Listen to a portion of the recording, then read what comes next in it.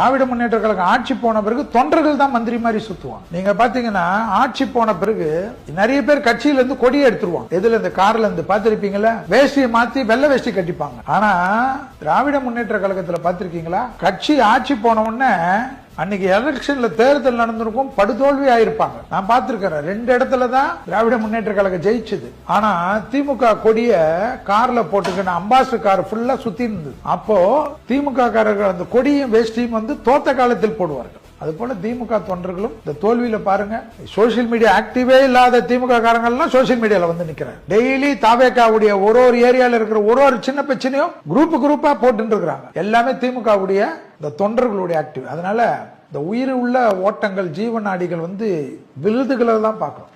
இந்த விழுதுகள் இருக்க வரைக்கும் இதுக்கெல்லாம் அழிவு கிடையாது. திராவிட முன்னேற்ற கழகத்தை நிறைய பேர் தேர்தலில் தோத்துட்ட பிறகு அவங்க அது இருப்பாங்க இது இருப்பாங்க, அதெல்லாம் இல்ல. தொண்டர்கள் அங்க ஸ்ட்ராங். அதெல்லாம் நம்ம எதிரிக்கா இருந்தாலும் மாற்றம் தோட்டத்துக்கு மல்லிகைக்கு மனம் உண்டுன்னு தான் சொல்லணும்.